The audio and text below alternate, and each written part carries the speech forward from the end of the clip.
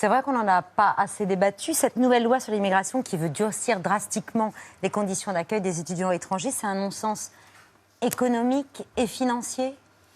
Écoutez, tout dépend de l'objectif qu'on vise. Si on se dit, on les accueille dans l'intérêt national, à la fois pour ce qu'ils nous apportent et pour ce qu'ils peuvent représenter à moyen terme, c'est-à-dire soit s'intégrer en France, travailler dans des métiers où on a besoin d'eux, dans la santé, des ingénieurs, etc.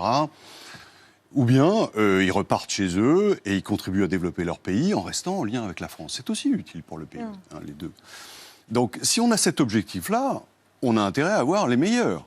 Et à ne pas laisser les frontières ouvertes à tous les étudiants.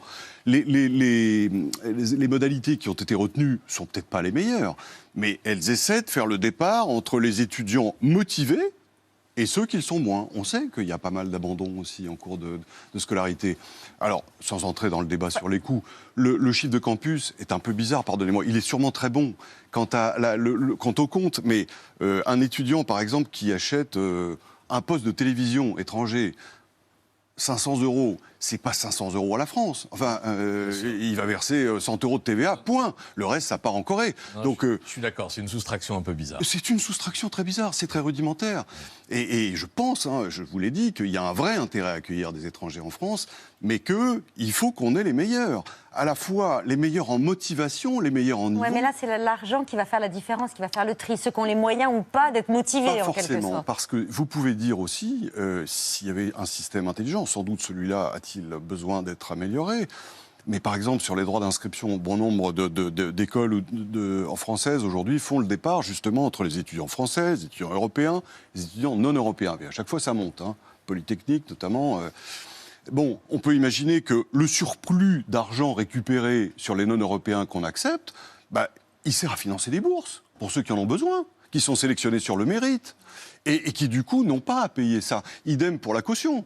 On ne va pas demander une caution à un étudiant ukrainien. On ne va pas demander une caution à un type qui est persécuté pour son orientation sexuelle, son opinion politique ou ses convictions religieuses. Enfin, je veux dire, le système, s'il est bien conçu, il devrait aboutir à une sorte d'écluse différenciée en fonction des situations des gens. Mais le principe ne me paraît pas choquant. Dernier élément important, on a à peu près entre 15 et 20% d'étudiants étrangers qui restent ensuite, qui s'intègrent et qui rentrent dans le circuit et dans le système de travail en France. Aux États-Unis, c'est près d'un quart des étudiants chinois et indiens formés par les universités américaines, qui restent ensuite dans les différentes entreprises américaines. Oui, donc c'est des richesses et qui créent futures. Des voilà. Vrai, mais attendez, il y a quand même une grosse différence. C'est le coût des études.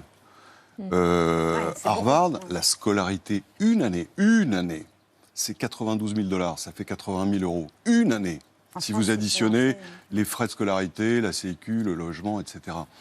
Alors en France, même HEC, par exemple, qui est l'une des plus chères, on est plutôt aux alentours de 25 000. Mais une année à la Sorbonne, université prestigieuse, c'est 400 balles. Vous rajoutez la Sécu, vous arrivez à 1000 balles. C'est moins cher qu'un smartphone. Une année. Où vous avez théoriquement les meilleurs esprits qui s'occupent de vous, qui vous forment. Donc, de ce point de vue, je pense qu'il y a aussi un peu de rattrapage à faire, quoi. On ne mesure pas le vrai prix des choses parce que on a Demander aux étudiants étrangers de plus participer à la formation qui leur est offerte en France. Ça ne me paraît pas aberrant.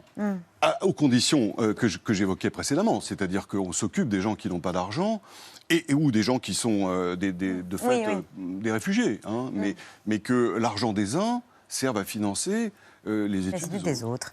On voulait vous faire réagir à ces chiffres révélés aujourd'hui par la Direction des études et des statistiques des ministères sociaux.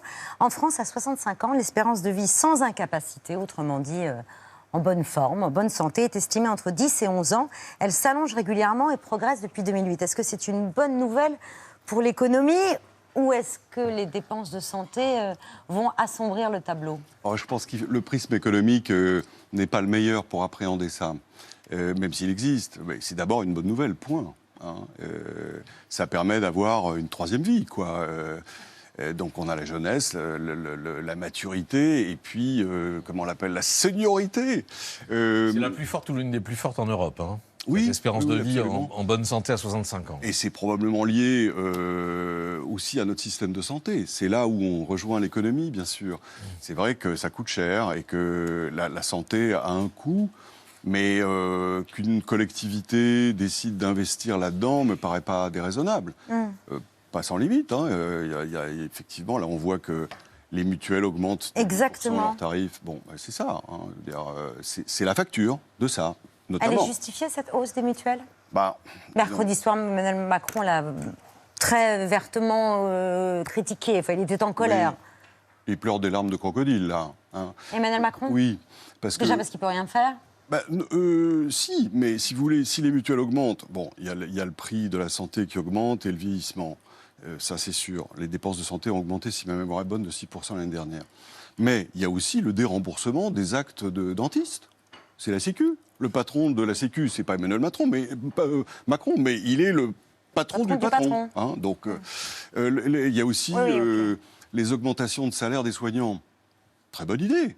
Mais il faut les payer. Il faut que quelqu'un Oui, les c'est paye. l'une des justifications par les mutuelles de ces hausses. Alors après, quand on regarde dans le détail, peut-être qu'elles ont poussé le bouchon un peu loin, je ne sais pas. Mais c'est assez logique que ça augmente. Et la face sombre, si je puis dire, c'est que ça nous coûte plus cher. La face éclairée, c'est qu'on est quand même en meilleure santé. En restant sur les hausses de prix justifiées ou non justifiées, je voulais vous parler des billets de train. Là, c'est la une du Parisien aujourd'hui. Est-ce que vous avez payé le juste prix? Le journal a enquêté. Selon la date d'achat, les prix peuvent s'envoler. Un Paris-Strasbourg pour la période des fêtes, par exemple, peut passer de 81 à 130 euros selon qu'il a été acheté mi-octobre ou mi-novembre. Et les clients ne sont pas dupes. Ils s'en rendent complètement compte. Ils ont été interrogés par Audrey Payas et Salomé Delattre. Le train, ça va vraiment être un élément du budget à prendre en compte pour ces fêtes de fin d'année. Clairement, 300 euros, Oui, quoi. 300. Le billet de train, il est à 100 euros. Quand on a un budget pour les cadeaux, pour tout ça, puis la vie parisienne, forcément, oui, ça joue énormément, oui. C'est un budget qu'on met de côté pour pouvoir rentrer, pour mettre les cadeaux de côté. Enfin, c'est vraiment un budget de Noël pour rentrer pendant les vacances. On a choisi aussi en fonction des horaires parce que les prix sont très différents suivant les jours et suivant les heures aussi. Parce qu'avant, c'était, je dirais, 60 euros le billet. Donc, une hausse de 20 euros, c'est déjà ça, quoi. C'est déjà pas mal, 20-30 euros. On fait l'impasse sur autre chose parce qu'on a fait le choix de faire Noël en famille, mais on fait l'impasse sur autre chose. 4,5 millions de personnes ont réservé un trajet de train pour les fêtes. C'est quoi? C'est la loi de l'offre et la demande qui applique tout simplement la SNCF? Oui, c'est même une loi psychologique. C'est ce que les compagnies aériennes ont inventé il y a 20 ou 30 ans, c'est ce qu'on appelle le yield management. Le yield, c'est le rendement, quoi. Autrement dit, plus vous avez envie de quelque chose, plus on vous assomme. Hein. Et donc, Parce que on le peut supposer... consommateur peut se dire, oh là là, mais ils en profitent et ils exagèrent, quoi. Oui. Alors, quand on regarde les comptes de la SNCF, on se dit, bon... Hein, Ils ont peut-être un peu intérêt à exagérer plus.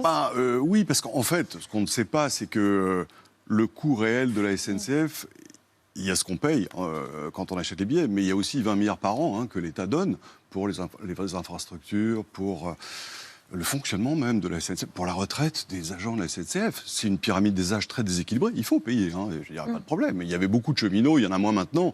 Donc, si on les laissait tomber, je veux dire, il n'y aurait plus de retraite, ça serait scandaleux. Mais au total, tout ça coûte, en plus des billets, 20 milliards par an. C'est beaucoup. C'est le tiers du budget de l'éducation nationale.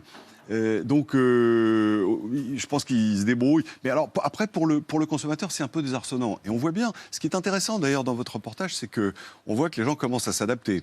C'est comme dans Jules Verne, il y a des boulets de canon de plus en plus gros pour faire couler les bateaux, mais les bateaux augmentent la taille de leur coque. Et là, on voit des gens qui disent « Ah, mais je pars dans 2 mois, donc j'ai intérêt à l'acheter maintenant. Ouais. » Ça veut dire qu'ils ont compris le système. Mais malgré tout, c'est vrai que le train, c'est cher pour un budget d'un Français moyen, c'est vrai.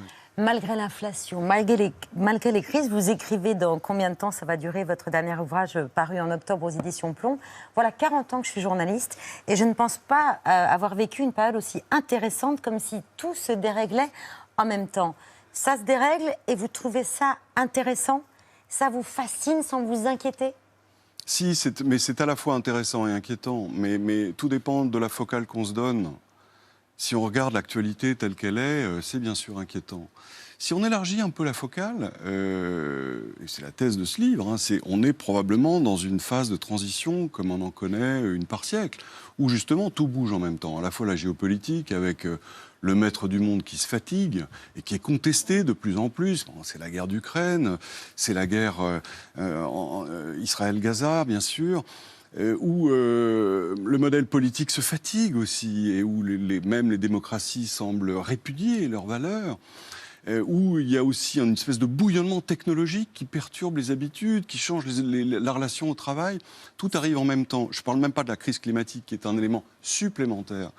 Et ça fait peur. Oui, mais l'histoire nous enseigne, alors pour le coup, si on élargit la focale temporelle, que ce n'est pas la première fois que ça arrive, que c'est toujours désagréable, que c'est des transitions qui durent une quinzaine ou une vingtaine d'années, que la fin est en général la période la plus douloureuse, parce que les conflits militaires s'y expriment. On est probablement dedans, si on estime que cette transition, elle a commencé avec la crise financière de 2008-2009. Mais, et c'est ça qui est important, c'est qu'en général, le temps que les élites se transforment ou se renouvellent, parce que souvent, ceux qui ont provoqué la crise sont incapables de la régler, et le renouvellement des générations fait que d'autres arrivent avec moins de prévention, des schémas idéologiques complètement différents. Et en général, à ce moment-là, commence une longue période de croissance. Et je pense qu'il n'y a aucune raison pour qu'on passe à côté cette fois-ci. Je veux dire, l'idée selon laquelle on aurait atteint une espèce de maturité qui nous condamnerait à plafonner me paraît saugrenue. Même l'idée que la crise climatique nous empêche d'avancer. Au contraire, ça sera des... Bon, alors après, il y a une course de vitesse entre les éléments du dérèglement climatique et puis l'inventivité humaine, ça, d'accord. Mais en soi, ça n'est pas une condamnation sans appel.